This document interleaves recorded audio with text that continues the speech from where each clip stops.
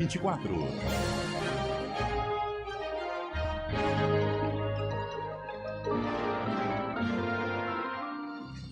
Apesar de serem maioria no eleitorado, as mulheres são minoria nas câmaras municipais. Números do Tribunal Superior Eleitoral mostram que o eleitorado feminino é maioria no estado de São Paulo, com cerca de 18 milhões e 200 mil mulheres aptas a votarem, o equivalente a 53% de todo o eleitorado paulista.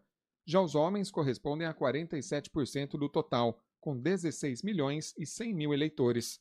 Apesar de ser a maioria, a representatividade feminina ainda está longe de um percentual igualitário. Para se ter uma noção, nas eleições municipais em 2020, 101 cidades de São Paulo não elegeram nenhuma vereadora. O número representa 15,66% dos 645 municípios do estado. Já em 208 cidades, foi eleita apenas uma vereadora, e em outras 192 cidades, apenas duas.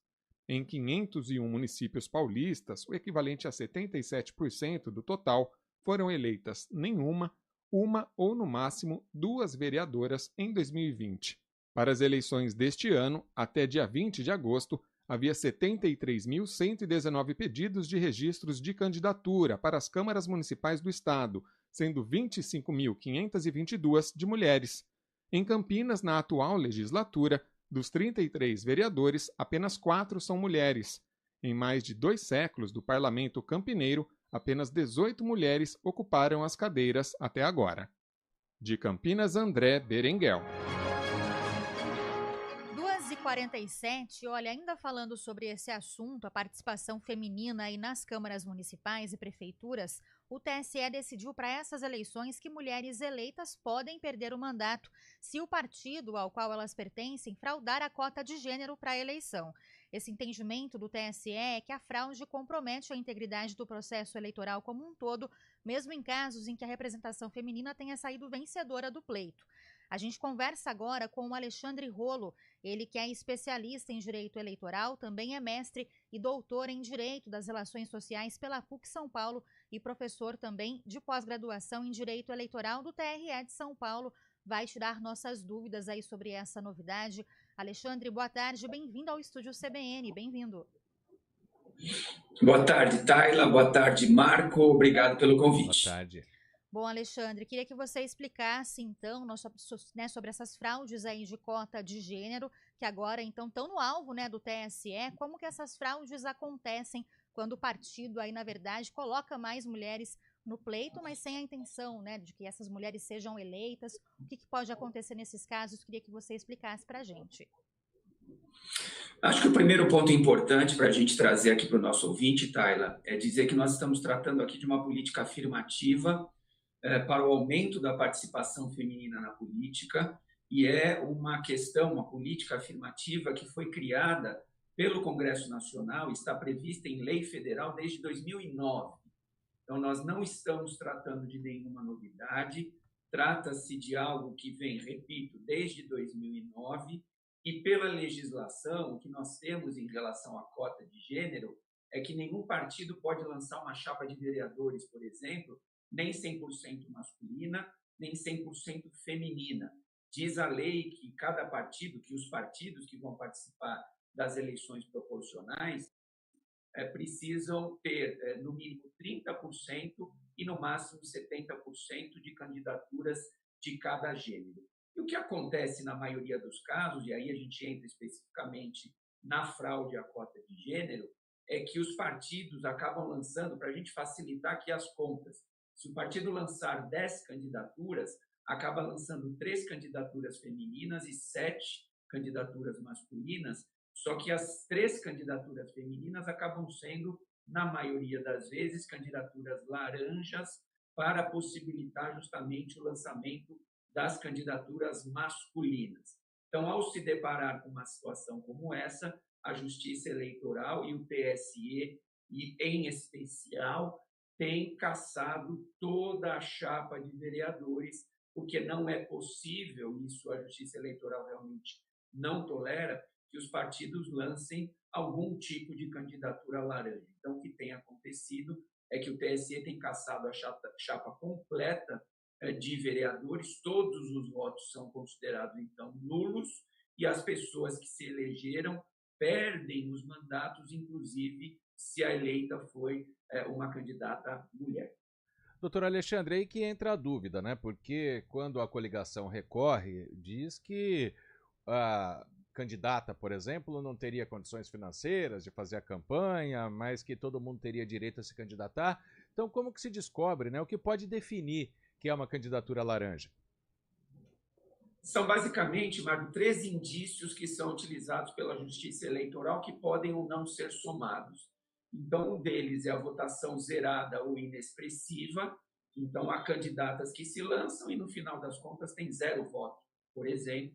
Esse é um indício de fraude.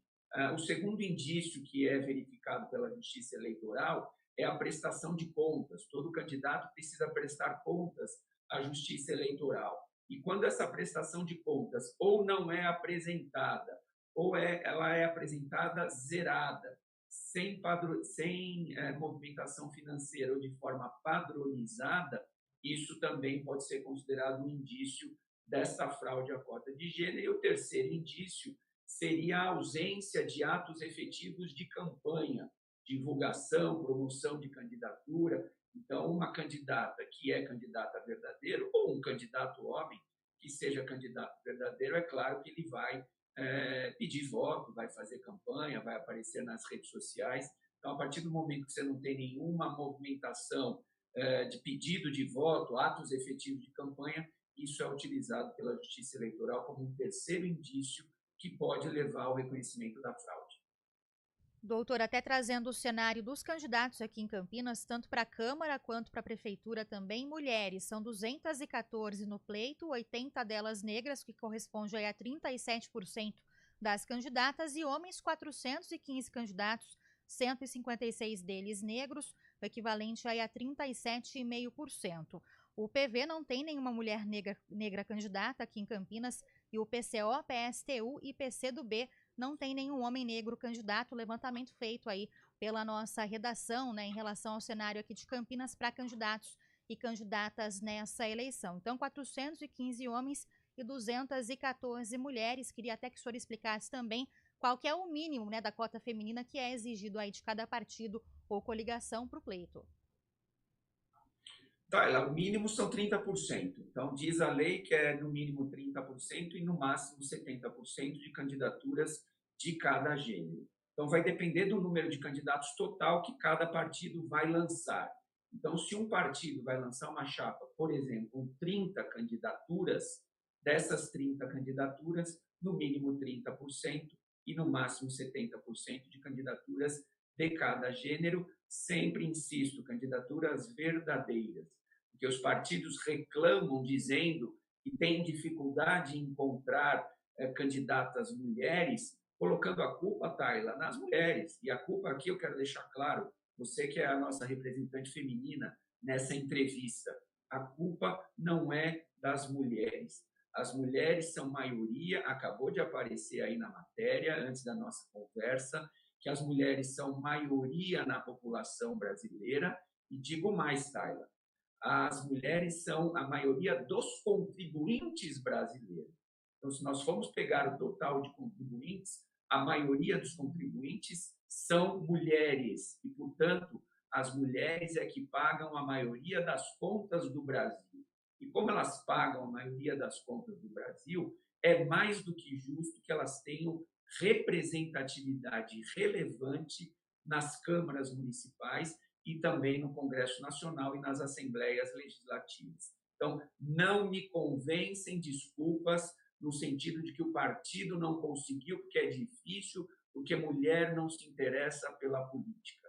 Me perdoe, mas isso é uma mentira deslavada.